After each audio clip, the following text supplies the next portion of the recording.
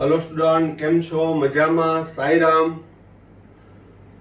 આજે ગુસ્સેટ 2020 નું અંતે પેપર લેવાઈ ગયું, બરોબર? અને બધા ખુશ હશો કારણ કે પેપર પણ મજા આવે એવું હતું. શબ્દ વાપરું છું, મજા આવે તેવું, કારણ કે ઘણો બધો રીડિંગ માટેનો સમય મળ્યો હતો અને પેપરનું ઓવરઓલ શોર્ટમાં કહું તો એકદમ ટેક્સ્ટ બુક રિલેટેડ હતું. અમુક દાખલા પ્રકારના જે ક્વેશ્ચન હતા એ થોડાક મોટા હતા, પરંતુ બધું ટેક્સ્ટ બુક નું જ હતું, બેઠે બેઠું, બરોબર? એટલે આશા રાખું છું કે બધાનું પેપર સારું ગયું હશે. તો આજના વિડીયોમાં આપણે ગુસ્સેટ 2020 નું આજે જે કેમિસ્ટ્રીનું પોર્શન છે એના સોલ્યુશનની ચર્ચા કરશું, કે ક્યાં જવાબ આવે છે, કઈ રીતે આવે છે, એ અંગેની ચર્ચા છે આપણે કરશું. ગુસ્સેટ 2020 કેમિસ્ટ્રી સોલ્યુશન ઇન ગુજરાતી. હવે મારી પાસે જે પેપર આવ્યું હતું એમાં 41 થી 80 એ કેમિસ્ટ્રીના પેપર ક્વેશ્ચન હતા. તો એમાંથી 41મો પ્રશ્નથી ચર્ચા કરીએ. નીચેનામાંથી કયું વિધાન સાચું છે? તો આર્સેનિકની અશુદ્ધિ વડે P પ્રકારના અર્ધવાહક બને. વિધાન ખોટું છે, કારણ કે આર્સેનિક છે એ પંચસંયોજક અશુદ્ધિ છે, 15મા સમૂહની છે અને એના દ્વારા N ટાઈપના બને છે. અસ્ફટિકમય વિષમદૈશિક છે, એ પણ વિધાન ખોટું છે, કારણ કે એ સમદૈશિક છે. અસ્ફટિકમય સમદૈશિક અને સ્ફટિકમય વિષમદૈશિક. રોમ્બિક સલ્ફરમાં અંતર અલગ અલગ છે પણ ખૂણા 90 ના છે. એટલે કે રોમ્બિક સલ્ફર છે એ A બરાબર B બરાબર C અને આલ્ફા બીટા ને ગેમા 90 ડિગ્રી ના છે. તો આ જે ચેપ્ટર નંબર 1 નું કોષ્ટક તમે તૈયાર કર્યું હોય, એ યાદ હોય તો એ તમને આવડે. તો ઓર્થોરોમ્બિક, રોમ્બિક સલ્ફર એ ઓર્થોરોમ્બિક છે. ઓર્થોરોમ્બિકમાં આલ્ફા બીટા ગેમા 90 નો થાય અને બધા ધાર નું અંતર કેવું થશે? અલગ અલગ. એટલે કે અહીં ખૂણા 90 ના પણ લંબાઈ પહોળાઈ ઊંચાઈ જુદી જુદી હોય છે, બરોબર?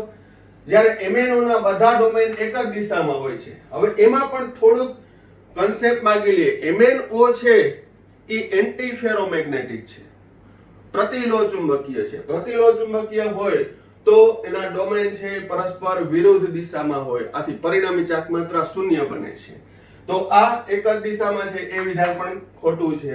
તો સાચો જવાબ આવશે C. તો કે રોમ્બિક સલ્ફરના અંતર A, B અને C સમાન નથી અને બધા ખૂણા 90 ના છે. ત્યારબાદ બીજો 42મો પ્રશ્ન. Fe.93O માં Fe+2 અને Fe+3 ના અંશ શોધવાના છે. અહીં પ્રતિશત પ્રમાણ નથી આપ્યું, અંશ શોધવાના છે.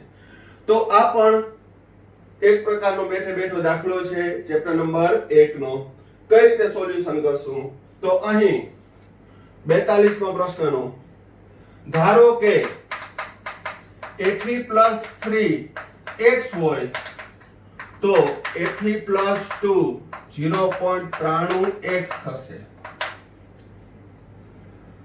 0.93 FeO, એમાં Fe નું પ્રમાણ કેટલું છે? 0.93. તો 0.93 છે એ ધાતુ ઉણપ ક્ષતિ છે અને ધાતુ ઉણપ ક્ષતિ હોવાથી એનું સંતુલન Fe+3 વડે, જે થિયરીમાં બેઠે બેઠું ભણ્યા છીએ. તો ધારો કે Fe+3 x હોય તો Fe+2 0.93 ઓછા x. હવે x Fe+3 વત્તા 0.93 ઓછા x Fe+2 ઓછા ઓક્સિજન નો ઓક્સિડેશન આંક -2, કુલ વીજભાર 0.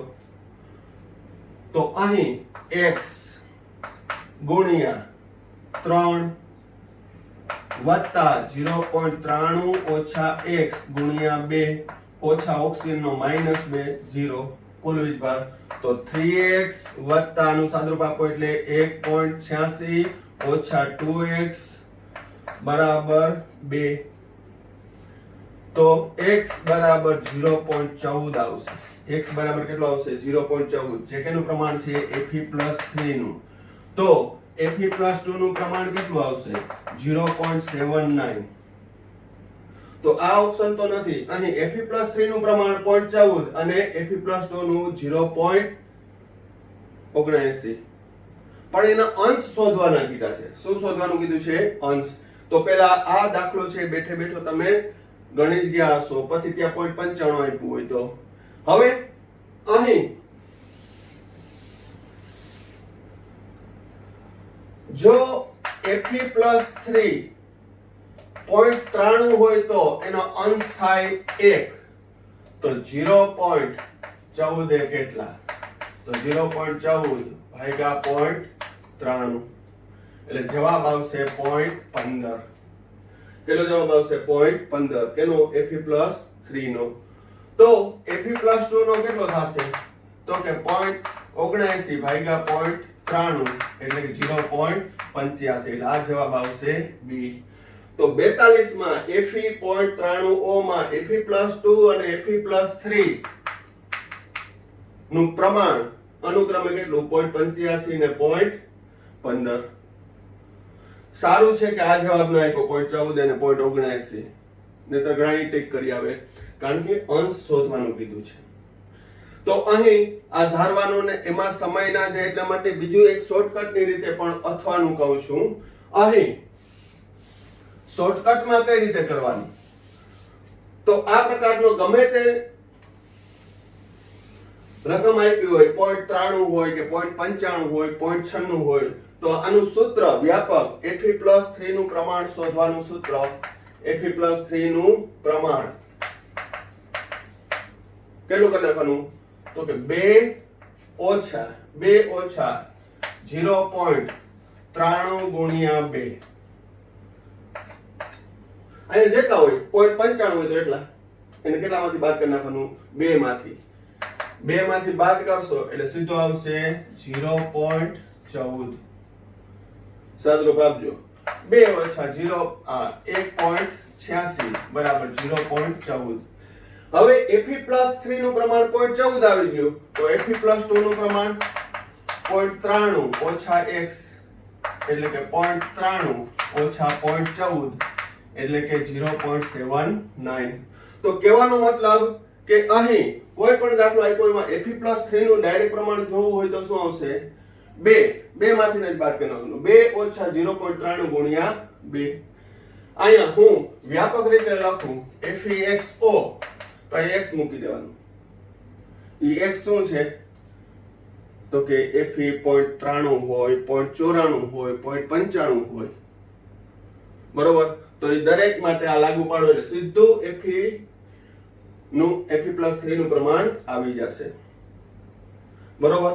અને એના ઉપરથી Fe+2 નું પ્રમાણ, તો એમાંથી બાદ કરી નાખવાનું, કારણ કે કુલ પ્રમાણ કેટલું થાય છે? +2. તો જ વીજભારની દ્રષ્ટિએ તટસ્થ હોય. તો આ વાત થાય છે એ જ્યારે કોમ્પિટિટિવ એક્ઝામ ગુજસેટ હોય કે નીટ હોય કે JEE હોય, એમાં આ પ્રકારની શોર્ટકટ સૂત્ર તારવો તો જ મેળ આવે, બરોબર. ત્યારબાદનો ક્વેશ્ચન હતો 43મો. પ્રવાહી દ્રાવકમાં ઘન દ્રાવ્યનો મહત્તમ જથ્થો કેના ઉપર આધાર રાખતો નથી? દ્રાવ્ય કોણ છે? ઘન. એ પ્રશ્ન હતો. તો ડાયરેક્ટ જવાબ આપું છું ડી. ત્રીજું, દબાણ પર આધાર રાખતો નથી. જ્યારે ઘન દ્રાવ્ય પ્રવાહી દ્રાવકમાં ઓગળે ત્યારે તાપમાન દ્રાવ્ય દ્રાવકની પ્રકૃતિ પર આધાર રાખે છે. તાપમાન વધારતા ઘનની પ્રવાહીમાં દ્રાવ્યતા વધશે. દ્રાવ્ય દ્રાવક ધ્રુવીય પદાર્થો ધ્રુવીય દ્રાવકમાં દ્રાવ્ય હોય, અધ્રુવીય પદાર્થો અધ્રુવીય દ્રાવકમાં દ્રાવ્ય હોય, અથવા તો આયોનિક પદાર્થ છે એ પાણીમાં સુદ્રાવ્ય છે. પણ અહીં ઘન પદાર્થ હોવાથી એનું દબાણ ફેક્ટર અસર કરતું નથી. હા, જો વાયુ કીધું હોત તો ત્યાં દબાણ ફેક્ટર અસર કરે છે. તો અહીં 43મા પ્રશ્નમાં જવાબ આવશે દબાણ ઉપર આધાર રાખતું નથી. ત્યારબાદ 44મો ક્વેશ્ચન,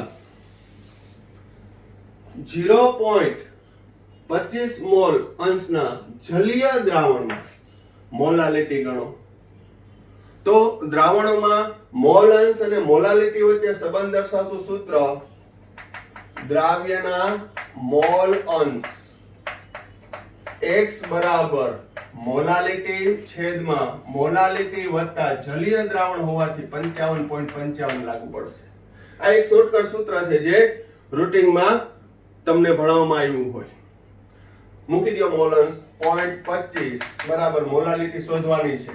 મોલાલિટી વત્તા 55.55 0.25 ગુણ્યા મોલાલિટી વત્તા 55.55 બરાબર મોલાલિટી. અહીં સાદરૂપ આપો 0.25 m વત્તાનું 13.58 બરાબર મોલાલિટી. અને મોલાલિટીના સૂત્રનો કરતા બનાવતા જવાબ આવશે 18.52 મોલલ. આ શોર્ટકટ સૂત્ર થયું. તો એના આધારે તમે ડાયરેક્ટ 1 કે 2 મિનિટની અંદર છે એ સાદરૂપ આપી અને જવાબ તમારો સાચો મેળવી શકો.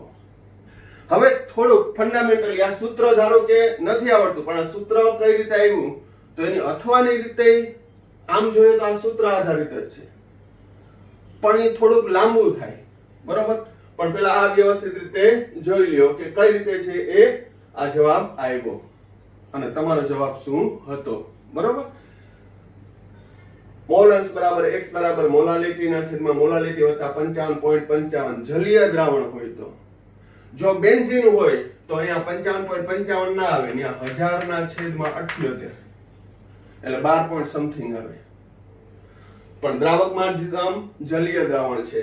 હવે બીજી રીતે કરવું હોય તો થઈ શકે. આ એટલા માટે કહું છું કે હવે જો પેપર તો પૂરું થઈ ગયું પરંતુ હજી જેડબલઈ અને નેટની એક્ઝામ આપણે બાકી જ છે. તો એના માટે તો મોલાલિટી બરાબર 1000 ગ્રામ દ્રાવકમાં ઓગળેલ દ્રાવ્યના મોલ પ્રતિ કિલોગ્રામ. તો અહીં તો મોલ અંશ આપ્યું છે તો હું દ્રાવ્યના મોલ અંશને 2 વડે દર્શાવું તો x2 બરાબર 0.25 દ્રાવકના મોલ અંશ x1 0.75 થશે. પછી એટલું ડાયરેક્ટ ખ્યાલ આવવો જોઈએ. દ્રાવ્યના મોલને n2 કહું દ્રાવકના મોલ n1 તો n1 કેટલા આવશે? n1 કેટલા આવશે તો કે જલીય દ્રાવણ છે એટલે 1000 ગ્રામ દ્રાવકમાં તો દ્રાવક પાણી છે તો 1000 ભાગ્યા 18 એટલે 55.55 થાય.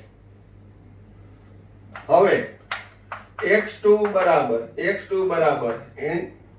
n2 ના છેદમાં n1 વત્તા n2 x1 બરાબર n1 ના છેદમાં n1 વત્તા n2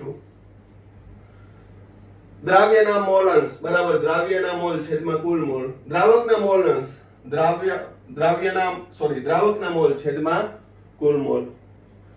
સાદરૂપ આપી દો x2 by x1 બરાબર n2 by n1 x2 0.25 x1 0.75 n2 શોધવાના છે n1 55.55 તો n2 આવશે 18.52 મોલ.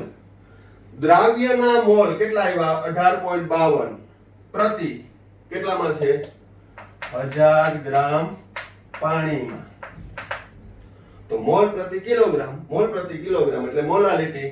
તો મોલાલિટી કેટલી આવશે 18.52 મોલાલિટી.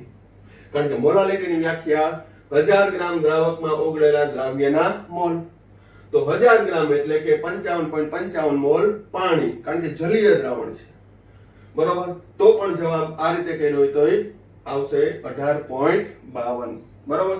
તો આ રીતે તમારે હવે જ્યારે અહીં તો કેલ્ક્યુલેટર વાપર્યું હતું નીટમાં કે જેડબલઈ ની અંદર કેલ્ક્યુલેટર પણ નહીં હોય તો સાદરૂપ આપવામાં પણ તમારે સ્પીડ રાખવી જોશે અને એના માટે કયું સૂત્ર લાગુ પડે એનું સ્ટ્રાઇક થવી જોઈએ.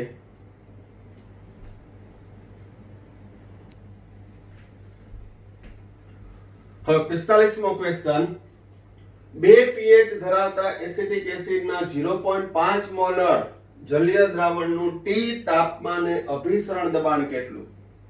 ટૂંકમાં અભિસરણ દબાણ શોધવાનું છે તો અભિસરણ દબાણ માટેનું સૂત્ર આવશે પાઈ બરાબર CART ગુણ્યા I, જ્યાં C વિદ્યુત વિભાજનની સાંદ્રતા આપી છે 0.5 મોલર, R ને T અચળ છે, I શોધવાનું છે. આ MCQ ની અંદર અગત્યનું હતું I. હવે I કેટલો આવશે? તો કે અહીં 2 pH આપેલી છે, તો હવે સોલ્યુશન કરતી વખતે એકદમ આપણે સ્ટેપ બાય સ્ટેપ જઈએ તો સમય બહુ જોઈએ, અને જેને લીધે છે ક્વેશ્ચન અમુક મિસિંગ થઈ જાય, તમારે લેફ્ટ કરવા પડે. તો 2 pH છે તો ડાયરેક્ટ તમને એસિડિક એસિડ નિર્બળ એસિડ હોવાથી અહીં pH નું મૂલ્ય 2 હોવાથી H3O+ ની સાંદ્રતા 10⁻² મોલર. આ ખ્યાલ આવી જ જવો જોઈએ અને આવડતો જશે, બરોબર. તો H3O+ ની હવે અહીં I શોધવું છે. I શોધવું હોય તો એના માટે વિયોજન અંશ આલ્ફા બરાબર I-1 ના છેદમાં n-1. I શોધવું હોય તો શું? આલ્ફા જોઈએ. આલ્ફા એટલે વિયોજન અંશ. તો વિયોજન અંશ આલ્ફા શોધવા માટે H3O+ ની સાંદ્રતા બરાબર C આલ્ફા. બરાબર. આવો પ્રશ્ન ના થવો જોઈએ કે આ ક્યાંથી આવ્યું. તો કે એ 11મું ધોરણ ચેપ્ટર નંબર 7 સંતુલનમાં. તો H3O+ ની સાંદ્રતા 10⁻² C 0.5 ગુણ્યા આલ્ફા. તો આલ્ફા તમે શોધશો 0.01 ભાગ્યા 0.5 એટલે આલ્ફા મળશે 0.02. વિયોજન અંશ કેટલો મળશે? 0.02. તો અહીં આલ્ફા મૂકી દો 0.02 બરાબર I - 1. n એટલે વિયોજન પામતા આયનોની સંખ્યા એસિટિક એસિડ માંથી એસિટેટ આયન અને H+ આયન વિયોજન પામે એટલે વિયોજન પામતા આયનોની સંખ્યા 2 - 1 માટે I શોધશો તો 1.02 આવશે. કેટલો આવશે? 1.02. ફરીથી શું? pH ઉપરથી H3O+ ની સાંદ્રતા શોધી, H3O+ ની સાંદ્રતા જાણી લીધી, C આપેલું છે મૂળ સાંદ્રતા, તો આલ્ફા મળી ગયો. આલ્ફાનું સૂત્રમાં મૂકી I મળી ગયો. દાખલો થઈ ગયો પૂરો. MCQ થઈ ગયો સોલ્વ. 0.5 RT ગુણ્યા 1.02 એટલે 0.51 RT. તો જવાબ આવશે એનો C. 45 માં જવાબ આવશે C. કેટલો? 0.51. બરોબર. દરેક સ્ટેપ છે એ એકદમ સરળ છે. pH ઉપરથી H3O+ મળી ગયો, H3O+ ઉપરથી આલ્ફા મળી ગયો અને આલ્ફા ઉપરથી I મળી ગયો. ત્યારબાદ 46મો ક્વેશ્ચન કયો? પ્રબળ રિડક્શન કરતા છે. પ્રબળ રિડક્શન કરતા એટલે કે ઝડપથી ઓક્સિડેશન અનુભવે. અને ઝડપથી ઓક્સિડેશન અનુભવે અહીં મૂલ્ય આપ્યા છે બધા રિડક્શન પોટેન્શિયલના. કેમ ખબર પડે? તો કે +6 માંથી +3 left to right reduction potential, 0 માંથી -1 ઓક્સિડેશન અંક ઘટે છે એટલે રિડક્શન, +7 માંથી +2 રિડક્શન, Zn+2 માંથી 0 રિડક્શન પોટેન્શિયલ આપ્યા છે. તો પ્રબળ રિડક્શન કરતા કેને કહેવાય? તો થિયરિકલ કન્સેપ્ટ કહું તો પ્રબળ રિડક્શન કરતા કોને કહેવાય? તો કે જેના રિડક્શન પોટેન્શિયલનું મૂલ્ય ઓછું હોય, જેના રિડક્શન પોટેન્શિયલનું મૂલ્ય ઓછું હોય અથવા જેના ઓક્સિડેશન પોટેન્શિયલનું મૂલ્ય વધુ હોય તે પ્રબળ રિડક્શન કરતા થશે. જેના રિડક્શન પોટેન્શિયલનું મૂલ્ય ઓછું પણ ઓક્સિડેશન પોટેન્શિયલનું મૂલ્ય વધુ હોય, બરોબર. તો પ્રબળ રિડક્શન કરતામાં અહીંયા રિડક્શન પોટેન્શિયલનું મૂલ્ય કેનું સૌથી ઓછું છે? આ બધાના પ્લસ છે, આનું કેવું છે? માઈનસ, એટલે આવશે ઝિંક. બીજા નંબરમાં કહું તો અહીં ધાતુ છે પ્રબળ રિડક્શન કરતામાં આવે. બીજા નંબરમાં પણ કહી શકું કે રિડક્શન પોટેન્શિયલનું મૂલ્ય આપ્યા છે એનાથી ઊંધું પ્રબળ રિડક્શન કરતા એટલે ઓક્સિડેશન અનુભવવાની વૃત્તિ વધુ એટલે ઓક્સિડેશન પોટેન્શિયલ વધુ હોય. તો આના ઓક્સિડેશન પોટેન્શિયલમાં કન્વર્ટ કરી નાખો તો પ્લસ છે એ માઈનસ થઈ જશે, માઈનસ છે એ પ્લસ થઈ જશે, એટલે એક જ જવાબ રહેશે કયો? ઝિંક. બરોબર. પણ છતાંય કન્સેપ્ટ બાંધી લેજો કારણ કે આ નીટ લેવલમાં પણ આ ટાઈપના ક્વેશ્ચન પૂછાયેલા છે. તો કન્સેપ્ટ ફરી એકવાર બોલી દઉં છું કે પ્રબળ રિડક્શન કરતા એટલે કે જેના રિડક્શન પોટેન્શિયલ નું મૂલ્ય ઓછું અથવા ઓક્સિડેશન પોટેન્શિયલ નું મૂલ્ય વધુ હોય તે પ્રબળ રિડક્શન કરતા થશે. અહીં કયા મૂલ્ય આપ્યા છે એ જોઈ લેવાનું. જનરલી રિડક્શન પોટેન્શિયલ જ આપેલા હોય છે. 47મો ક્વેશ્ચન, લેમ્ડા એમ વેલ્યુ c માં ઋણ ઢાળ મળશે. મૂલ્ય કેવું મળશે? ઋણ ઢાળ. તો અહીં સુરેખ સમીકરણ કેનું મળે? તો કે પ્રબળ વિદ્યુત વિભાજ્ય હોય તો અહીં લેમ્ડા m બરાબર lambda not m minus a root c. આ સૂત્ર પણ છે, અવારનવાર કોમ્પિટિટિવ એક્ઝામમાં પૂછાયેલું છે એટલે ખાસ ધ્યાન રાખજો. y બરાબર c પ્લસ mx, જ્યાં ઢાળ m ઋણ કોનો મળે? તો કે જેની સીધી રેખાવાળું સમીકરણ મળે. તો સીધી રેખાવાળો આલેખ કેનો મળતો હતો?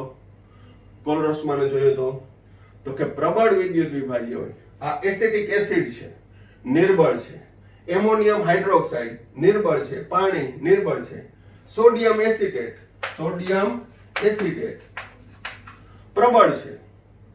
તો આમાં જવાબ શું આવશે? સોડિયમ એસિટેટ, જેનો આલેખ છે એ સીધી રેખાવાળો મળશે અને અહીં ઢાળનું મૂલ્ય કેવું મળશે?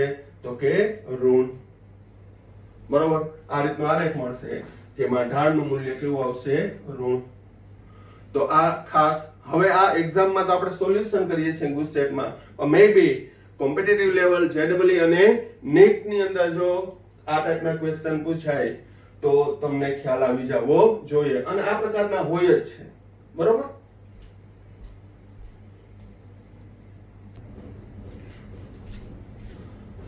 હવે 48મો ક્વેશ્ચન, એમ પ્રકારના હેલાઇડમાં 1.5 એમ્પિયર 10 મિનિટ સુધી વિદ્યુત પ્રવાહ પસાર કરતા 0.2938 ગ્રામ ધાતુ મળે છે. જો તે ધાતુનો પરમાણુ ભાર 63 ગ્રામ પ્રતિ મોલ હોય તો ધાતુના હેલાઇડનું સૂત્ર શું? હવે આ આપણે સવિસ્તાર સોલ્યુશન આપશું, પણ ધારો કે ગણતરી કે કાંઈ નથી કરવી, પણ થોડુંક લોજિક આપણે લગાડીએ તો 63 ગ્રામ હોય, 63 ગ્રામ તો એ કોપર હોય. 63 ગ્રામ હોય શું હશે? કોપર હશે. અને કોપર +2 Cl - 1 CuCl2 વ્યાપક MCl2, એટલે આપણો જવાબ આવી ગયો AMCl2. જવાબ શું આવશે? AMCl2. ફરીથી 63 ગ્રામ એટલે કોપર, તો કોપરનો હેલાઇડ એટલે CuCl2 હોય. કયો હોય? CaCl2. વ્યાપક રીતે ઓપ્શન આપ્યું તો m એટલે કોપર છે તો MCl2 આવે. બરોબર. તો આ ગણતરી વિનાનો 10 સેકન્ડમાં જવાબ આપી દીધો. તો હવે સોલ્યુશન આપવું હોય તો કઈ રીતે આપી શકાય? તો એમાં પણ બે પ્રકારના સૂત્ર છે. એક લોંગ રીતે કરવું હોય તો m + n, એની સંયોજકતા આપણે ખબર નથી, તો m + n માં જો એક ઇલેક્ટ્રોન પસાર કરવામાં આવે તો 1/n m આટલી ધાતુનું રિડક્શન થાય 1/n. અને પ્રાપ્ત થતી નિપજ એના તુલ્ય ભારના સમપ્રમાણમાં હોય છે. ફેરાડેના નિયમો. તો અહીં એક ફેરાડેએ તુલ્ય ભાર જેટલું, એક ઇલેક્ટ્રોન પસાર કરો એટલે એના તુલ્ય ભાર જેટલું વજન મળે.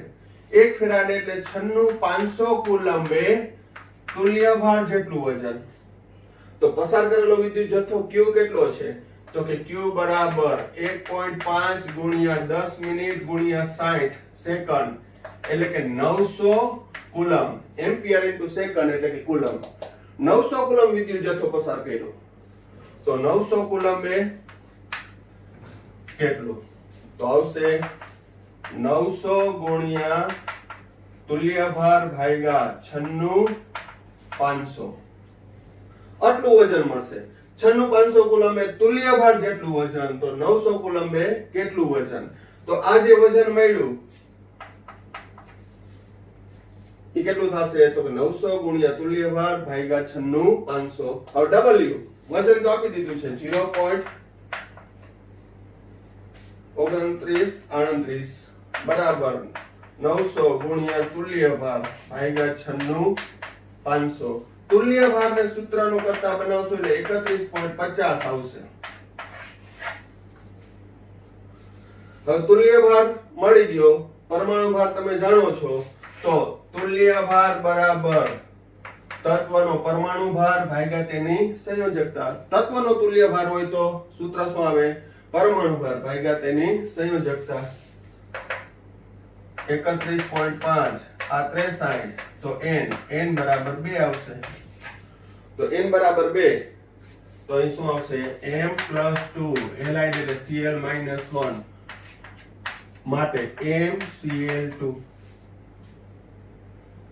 આ રીતે છે એ તમારે કન્સેપ્ટ લગાડીને ગણવો પડે. આ એકદમ ટૂંકો લગાડીને ગણ્યો તો MCl2 આવ્યો હતો, પણ ખ્યાલ હોવો જોઈએ કે પરમાણુ ભાર 63 એટલે કોપરની સંયોજકતા +2, +1 એ હોય તો એને સ્થાયી સંયોજકતા +2 છે એટલે CuCl2 આવે, વ્યાપક MCl2,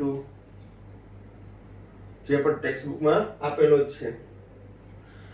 આ રીતે પણ કરી શકો કે m + n સંયોજકતા છે, પણ એક ઇલેક્ટ્રોન પસાર કરો તો 1/n m, એ જે નિપજ મળશે એ કેટલી મળશે? તો 1/n મોલ. 1/n મોલ એટલે જે તે તત્વના તુલ્ય ભાર જેટલું વજન મળશે. તો પસાર કરેલા વિદ્યુત જથ્થાએ કેટલું વજન? તો કેટલું? કારણ કે વજન આપી દીધું છે, બરાબર રકમ તમે વાંચજો. તો અહીં તુલ્ય ભાર મળી ગયો, તુલ્ય ભાર ઉપરથી છે એ n મળી ગયું. હવે આ થઈ સવિસ્તાર વાત, પણ એનું શોર્ટકટ સૂત્ર પણ મેં રૂટિનમાં કરાયું હતું કે અહીં ફેરાડેના નિયમના આધારે પ્રાપ્ત થતી નિપજ જે તે તત્વના તુલ્ય ભારના સમપ્રમાણમાં હોય છે, એટલે કે Q ગુણ્યા ઇક્વિવેલન્ટ વેટ ભાગ્યા 96,500. Q એટલે I ગુણ્યા T ગુણ્યા ઇક્વિવેલન્ટ વેટ, તુલ્ય ભારને બદલે હું આમ લખી શકું m/n 96,500. I 1.5, T સેકન્ડમાં 10 ગુણ્યા 60 ગુણ્યા m 63 ભાગ્યા 96,500 ગુણ્યા n, વજન 0.2938. n ને સૂત્રનો કરતા બનાવી લ્યો, n નો સૂત્રનો કરતા બનાવશો એટલે રાઉન્ડ અપ 2 આવશે. આમ 1.99 આવશે, પણ n બરાબર 2. n બરાબર 2 એટલે ધાતુની સંયોજકતા કેટલી છે? n એટલે ધાતુની સંયોજકતા, ઇક્વિવેલન્ટ ધાતુનો તુલ્ય ભાર, તુલ્ય ભાર એટલે પરમાણુ ભાર છેદમાં સંયોજકતા. આ રીતે પણ તમે કરી શકો. તો હવે next competitive exam JEE NEET હજી બાકી જ છે, તો એની અંદર પણ આ પ્રકારના પ્રશ્નો પૂછે તો પ્રયત્ન કરજો. ત્યારબાદ ઉદ્દીપકની હાજરીમાં મુક્ત કે શોષાતી ઉષ્માના મૂલ્યમાં કાંઈ ફેરફાર થતો નથી, એટલે જવાબ આવશે ડી, બદલાતી નથી. નીચેના કયા આલેખમાં આંતરછેદ શૂન્ય છે? તો ચેપ્ટર નંબર 4 રાસાયણિક ગતિકીમાં દરેક આલેખનો પણ અભ્યાસ કર્યો હોય. મેં તમને જ્યારે ભણાવતો હોય ત્યારે પણ કીધું હતું કે આલેખ પણ ખાસ યાદ રાખજો, ઢાળના મૂલ્યને પૂછાય છે. તો અહીં જવાબ બી log r0/rt વિરુદ્ધ t નો આલેખ છે, ઉગમ બિંદુમાંથી શરૂ થાય એટલે શૂન્ય થશે. હવે પ્રોબ્લેમ એ થઈ કે અહીંયા log r0/r વિરુદ્ધ t નો આલેખ છે એ સુરેખ મળે છે, પણ આંતરછેદ છે કેવું થશે? શૂન્ય. પરંતુ અહીં c બરાબર log k વિરુદ્ધ 1/t નો આલેખ જોઈએ. log k વિરુદ્ધ 1/t નો આલેખ, તો આલેખ આવો મળે છે. તો ત્યાં આંતરછેદ એટલે કે log a એનું મૂલ્ય પણ શૂન્ય થાય છે. એનું મૂલ્ય કેટલું થશે? શૂન્ય. પરંતુ અહીં આંતરછેદનું મૂલ્ય કંઈક તો હશે જ. log a બરાબર 0 થાય છે, બરોબર. તો ફાઇનલી જવાબ બી થશે. પણ log k વિરુદ્ધ 1/t ના આલેખમાં log a બરાબર 0 એ પણ આર્હેનીય સમીકરણમાં કન્સેપ્ટ આવે જ છે, બરોબર. તો ત્યાં આંતરછેદ શૂન્ય થશે, તો ફાઇનલ જવાબ કયો આવશે? બી. એટલે એ પણ તમે માઇન્ડમાં રાખજો, બરોબર.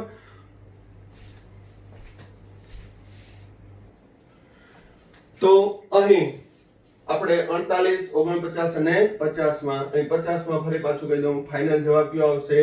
બી. કારણ શું?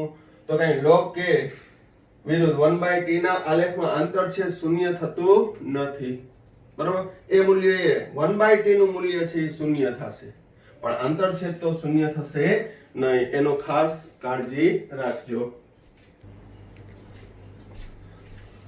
હવે નેક્સ્ટ ક્વેશ્ચન 51મો. એસોસિએટનું વિઘટન પ્રક્રિયામાં પ્રારંભિક જથ્થાથી અડધો થવા માટે 40 મિનિટ લાગે. સમય આપ્યો છે મિનિટમાં.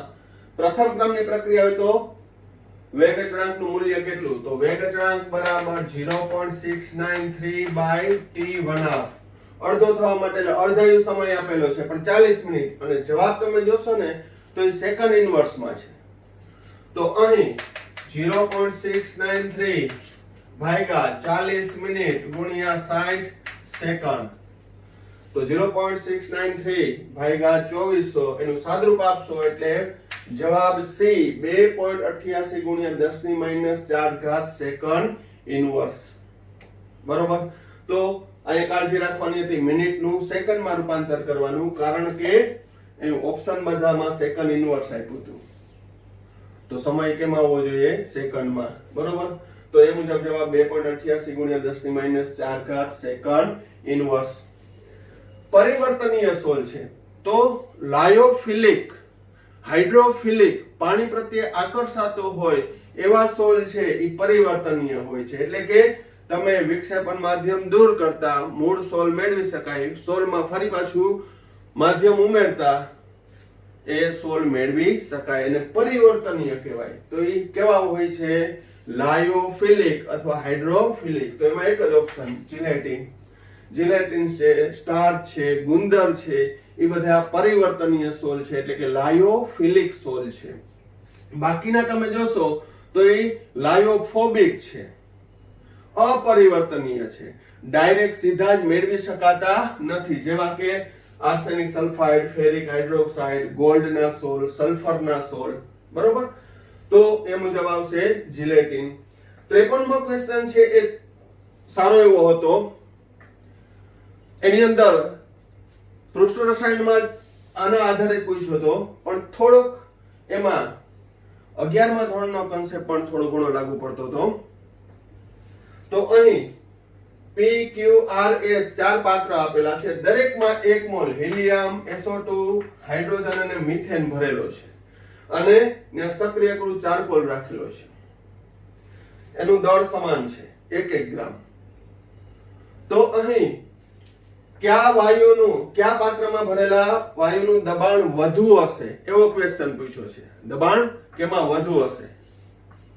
તો અહીં દરેકમાં 1 મોલ હોય તો PV બરાબર nRT માં nRT, P બરાબર nRT/V, RT અને V તો અચળ છે.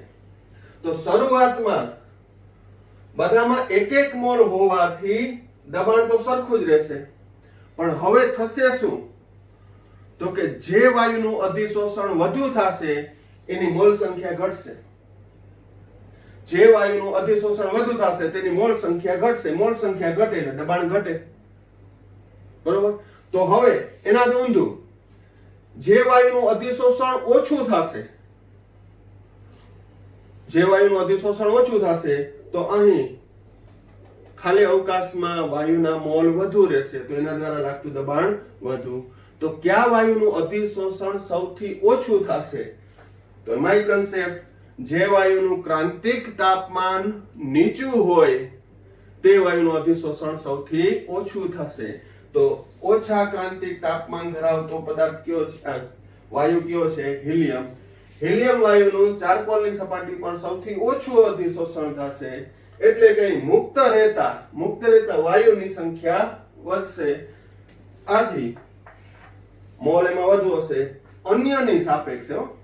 ધારો કે અહીંયા 0.1 જ મોલ અધિશોષણ હતો, અહીંયા 0.9 મોલ બાકી રહ્યા, અહીંયા 0.8 રહ્યા. ધારો કે અહીંયા SO2 નું સૌથી વધારે થશે, અહીંયા 0.5 જ રહ્યા, અહીં 0.8 રહ્યા, અહીં 0.7 રહ્યા મુક્ત રહેતા અહીંયા કેટલું અધિશોષણ પામ્યું 0.1 અહીંયા 0.5 અહીંયા 0.2 અહીંયા 0.3 તો સિક્વન્સ પણ આવી ગયો કે સૌથી વધુ અધિશોષણ SO2 નું થશે એટલે સૌથી ઓછું દબાણ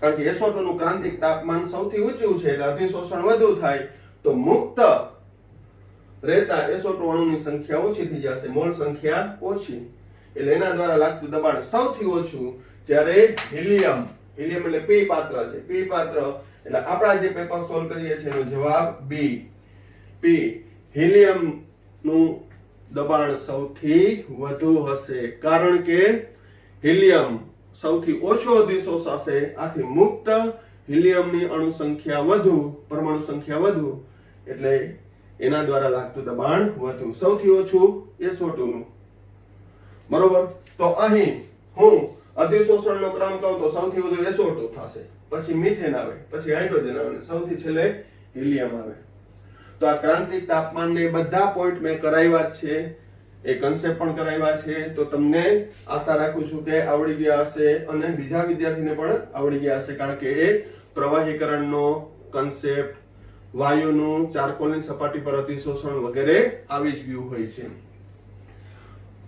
ત્યારબાદ 54મો ક્વેશ્ચન સોનાના નિક્ષાલનમાં મળતા સંયોજનનું સૂત્ર તો આ પણ બેઠે બેઠું જ છે વ્યાપક લીધું તો M + 8Cn - 2H2O O2 gives MCN twice -1 + OH -1 જ્યાં M બરાબર સિલ્વર હોય કે ગોલ્ડ હોય બરોબર તો અહીં ગોલ્ડ આપેલું છે તો AuCN twice -1 જવાબ D એ પણ બેઠે બેઠું ટેક્સ્ટ બુક માં હતું આયનમાં વાઘભઠ્ઠીમાં સ્લેગનું સૂત્ર હવે લોખંડનું અલગીકરણ કરો ત્યારે એમાં સિલિકાની અશુદ્ધિ કેલ્શિયમ કાર્બોનેટ ઉમેરતા હતા જેમાંથી કેલ્શિયમ ઓક્સાઇડ બનતો હતો અને વધારાના રેતી સાથે જોડાઈ અને કેલ્શિયમ સિલિકેટ સ્લેગ તરીકે પીગળેલા લોખંડની ઉપર તરતો હતો આ પણ બેઠે બેઠું જ છે બરોબર એટલે ખાલી આ તો હું તમને હિન્ટ આપું કે કેલ્શિયમ કાર્બોનેટનું વિઘટન થઈ કેલ્શિયમ ઓક્સાઇડ બને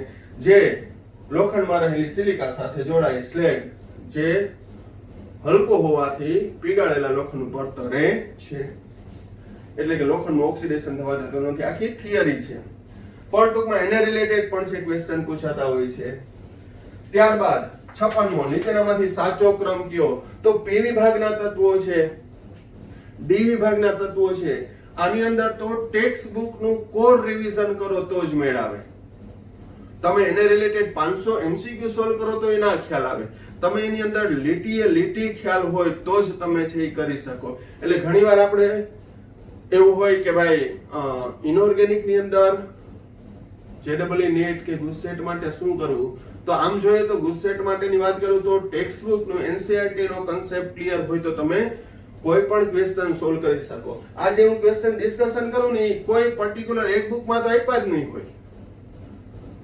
રેડલી ક્યારેક કોઈ એક્સિડન્ટલી છે એ બેઠે બેઠા આવી ગયા હોય તમને એવું લાગ્યું કે આ ક્વેશ્ચન છે આ XYZ મટીરીયલ માંથી હતો એ કોઈ એક્સિડન્ટલી હોય બાકી બેઠે બેઠા ક્યારે પણ એવું બની શકે નહીં પણ ફંડામેન્ટલ કન્સેપ્ટ તમારા ક્લિયર હોય તો તમે કોઈ પણ ક્વેશ્ચન સોલ્વ કરી શકો હજી આપણે ક્વેશ્ચન સોલ્વ કરવાના છે પહેલા એ ઝડપથી આપણે આગળ લઈએ પછી જ્યારે હું નવા વિડિયો બનાવીશ કોમ્પિટિટિવ એક્ઝામ JEE નીટ ના લેવલના ત્યારે વધુ ચર્ચા કરશું કઈ રીતે મહેનત કરવી સ્થિરતાનો ક્રમ જે બેઠે બેઠો કે HF ની સ્થિરતા સૌથી વધુ એનાથી વધુ HCl HBr અને HI બાકીના ઓપ્શન છે ખોટા આપ્યા હતા ઇલેક્ટ્રોન પ્રાપ્તિ એન્થાલ્પી નો હતો અને એસિડ ની પ્રબળતાનો હતો બરોબર ત્યારબાદ પેરોક્સાઇડ બંધ કેમાં છે તો એમાં પણ હું ડાયરેક્ટ જવાબ આપી દઉં છું H2SO8 પેરોક્સી ડાઇસલ્ફ્યુરિક એસિડ માં બે ઓક્સિજન પેરોક્સાઇડ બંધથી જોડાયેલા છે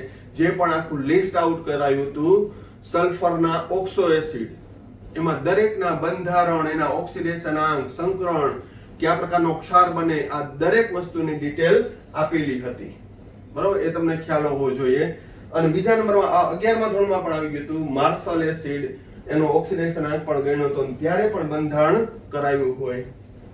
P4 ની સાંદ્ર HNO3 તો આ સાંદ્ર HNO3 ના રાસાયણિક ગુણધર્મમાં આવે છે ફોસ્ફરસની સાંદ્ર HNO3 સાથેની પ્રક્રિયાથી ફોસ્ફોરિક એસિડ. જવાબ C. શું આવશે? Phosphoric acid. બરોબર. અને NO2 માં છે એનું રિડક્શન થાય છે તો આ પણ HNO3 ના રાસાયણિક ગુણધર્મોમાંથી મળી જાય. હવે 59 મો ક્વેશ્ચન. દ્વિસંયોજક ધાતુ જેની ચુંબકીય ચાર્જ માત્રા 5.92 બોર મેગ્નેટ્રોન હોય તો એવું કયું? તો અહીંયા દ્વિસંયોજકતામાં cobalt +2 3d7, chromium +2 3d4, Fe+2 3d6, Mn+2 3d5. હવે 5.92 ક્યારે હોય તો 5 અયુગ્મિત હોય તો અહીં અયુગ્મિતની સંખ્યા 5 એટલે Mn.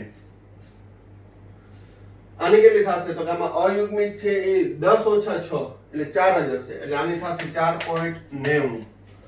અહીંયા 3d4 4 અયુગ્મિત 4.90. 3d7 તો 5 કરતા વધુ છે એટલે 10 - 7 એટલે 3 3.83 3.87 જેવો આવશે. બરોબર. 2 હોય તો 2.83, 1 હોય તો 1.73, 3 હોય તો 3.87. તો આ 5.92 એટલે 5 હોય. આવું શોર્ટકટ તમે શીખા હશો કે એક અયુગ્મિત હોય તો 1.72, 2 હોય તો 2.83, 3 હોય તો 3.87, 4 હોય તો 4.90, 5 હોય તો 5.92. અને અયુગ્મિત ઇલેક્ટ્રોન કઈ રીતે ગણાય છે પણ એના માટે તમારે ઇલેક્ટ્રોન સંરચનાની પ્રેક્ટિસ એકદમ કોન્ક્રીટલી હોવી જોઈએ. ત્યારબાદ ઝિર્કોનિયમ 4d અને ઓફનિયમ 5d નું હોવા છતાં એમાં સમાન અને ભૌતિક અને રાસાયણિક ગુણધર્મો જોવા મળે છે. એક ક્વેશ્ચન તો 60 મો આખો ક્વેશ્ચન હું નથી લખતો. તો એ સંક્રાંતિ તત્વો ની અંદર છે એ સમાન ભૌતિક અને રાસાયણિક ગુણધર્મો કેને કારણે છે તો કે બંનેની ત્રિજ્યા કેવી છે? સમાન. આ પણ બેઠી બેઠી વાક્ય રચના હતી. સોલ્વ કરવા માટે page number 220 part 1 page number 220 અને ત્રીજી લીટીમાં આ બેઠે બેઠું આપેલું છે એટલે તમને ખ્યાલ આવે કે ના સમાન રાસાયણિક અને ભૌતિક ગુણધર્મો હોવાનું કારણ શું? આ 4d માં છે, આ 5d માં છે તો બંનેની ત્રિજ્યા લગભગ સમાન છે. લેન્થેનાઇટ સંકોચન નામનો ટોપિક છે એમાંથી ક્વેશ્ચન એબ્સ્ટ્રેક્ટ કર્યો છે.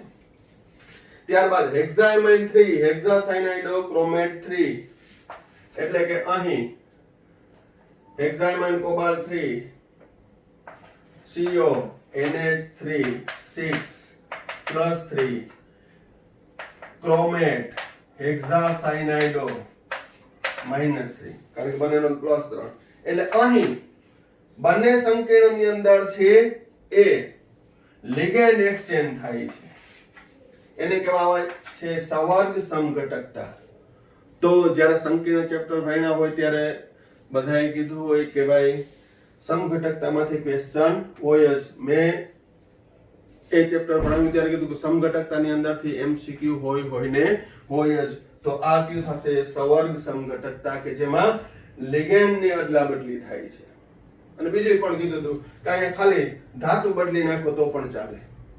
બરોબર. પણ એના માટે બંધારણ આવડવું જોઈએ. બંધારણ કઈ રીતે આવવું એવું બધું હું બેઝથી લેતો નથી. આ એક ક્વેશ્ચન હતો 62 મો. એ અઘરો પડી જાય કારણ કે એ પણ સંકીર્ણ સંયોજન ચેપ્ટરમાં કોષ્ટકમાંથી લીધો હતો અને એમાં લીધો તો ભલે કયા રંગ અવશોષિત થાય છે ને કયો રંગ જોવા મળે છે સંકીર્ણમાં એ પૂછ્યું તો વાંધો નહીં પરંતુ થોડુંક ઓવર પૂછી લીધું કે પ્રકાશની મહત્તમ તરંગ લંબાઈનું અવશોષણ કરશે એટલે આપણે ઉદાહરણ સાથેની તરંગ લંબાઈ પણ યાદ રાખવી પડે. બરોબર. ઘણા યાદ રાખી હશે કારણ કે અમે તો કીધું કે આ કોષ્ટક છે એ પણ પાકું કરી લેજો. સૂચના દેવાની હોય બરોબર, યાદ તમારે રાખવાનું હોય. તો એ મુજબ છે એ જવાબ આવશે એ. COCl Na3 + 2 જે 535 નેનોમીટરની તરંગ લંબાઈ ધરાવતા વિકિરણનું અવશોષણ કરે છે. હવે ટેબલ યાદ હોય, પાકી કરી હોય તો વાંધો આવે નહીં, નહીતર તો પછી માતાજીનું નામ લઈને ટીક કરવું પડે. બરોબર. ત્યારબાદ 63મો, કયા સંકીર્ણની વિદ્યુત વાહકતા સૌથી વધુ છે? એ નામ આપેલા હતા. નામ ઉપરથી બંધારણ અને બંધારણ ઉપરથી જેમાં વિયોજિત થતા આયનોની સંખ્યા વધુ, તો અહીંયા વિયોજિત થતા આયનો 3, અહીંયા 0, અહીંયા 2 અને અહીંયા 4. તો આ ક્વેશ્ચનમાં મેં ડાયરેક્ટ બંધારણ જ આપ્યા છે, પરંતુ અહીં નામ ઉપરથી જે બંધારણ છે એ લખવાના અને પછી વિયોજન પામતા આયનોની સંખ્યા d માં વધુ, આથી વાહકતા સૌથી વધુ d માં આવશે. ક્યુ? Hexa aqua cobalt 3 chloride. પણ આ મે બી આવડી ગયો હશે, કારણ કે આના પહેલા પણ ક્વેશ્ચન પૂછાઈ ગયેલો છે.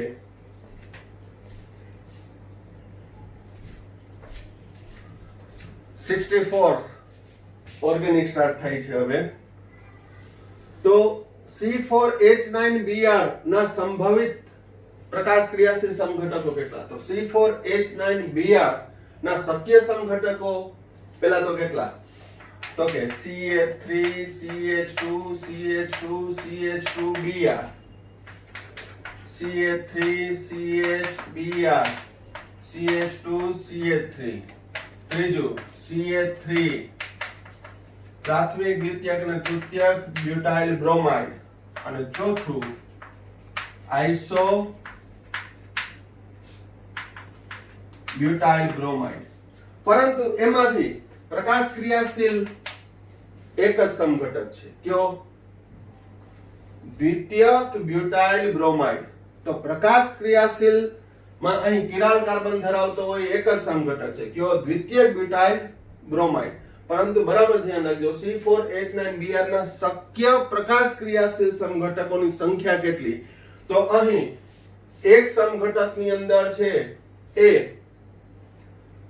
કિરાલ કાર્બન ધરાવે છે, તેના શક્ય સમઘટકો ક્યાં થાય? તો કે ડેક્સ્ટ્રો અને લીવો. કયું થાય? ડેક્સ્ટ્રો અને લીવો. તો અહીં સંભવિત સમઘટકો કેટલા થશે? તો કે 2. કારણ શું? તો કે C4H9Br માં શક્ય બંધારણીય સૂત્ર 4 છે, પરંતુ 4 માંથી દ્વિતીયક બ્યુટાઇલ બ્રોમાઇડ છે એ કિરાલ કાર્બન ધરાવે છે. આથી કિરાલ કાર્બન ધરાવે તો એ પ્રકાશ ક્રિયાશીલ સમઘટક થશે.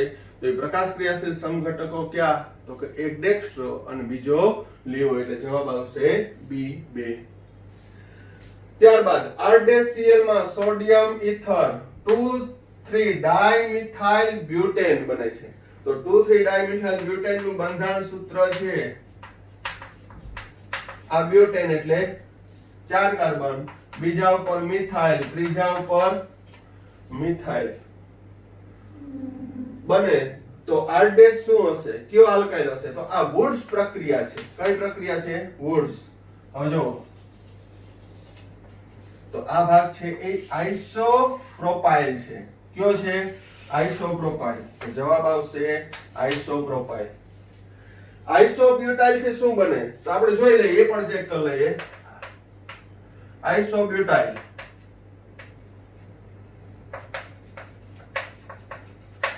બે આઇસોબ્યુટાઇલ જોડી દો. તો 1 2 3 4 5 6 2 5 ડાઇમિથાઇલ હેક્સેન કીધું હોય તો આ આવે 2 5 ડાઇમિથાઇલ હેક્સેન કીધું હોય તો આઇસોબ્યુટાઇલ આવે. દ્વિતીયક બ્યુટાઇલ માં શું આવશે?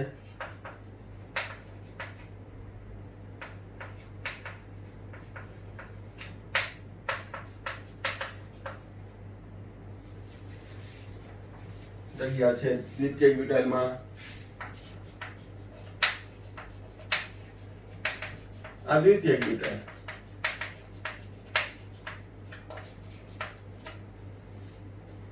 One, two, three, four, five, six. 3 4 dimethyl hexane આવે. અને પ્રોપાઇલ થી બે પ્રોપાઇલ જોડી દો તો હેક્સેન બને.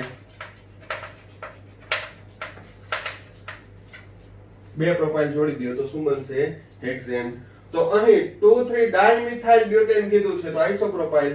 જો એને 2,5 ડાયમિથાઇલ હેક્ઝેન કીધું હોય તો આઇસોબ્યુટાઇલ આવે. અને દ્વિતીયક બ્યુટાઇલ થી 3,4 ડાયમિથાઇલ હેક્ઝેન. ટૂંકમાં અહીં ગમે તે ઓપ્શન આપ્યું હોય એ બદલી નાખ્યું હોય તો એ મુજબ છે એ ઓપ્શન બદલશે. બરોબર. તો વિડિયોની મર્યાદાને ધ્યાનમાં રાખીને આપણે 65 સુધી આ વિડિયોમાં રાખીએ છીએ અને કન્ટિન્યુઅસ બીજો વિડિયો આવશે એમાં 66 થી છે આપણે ક્વેશ્ચન કન્ટિન્યુ કરશું.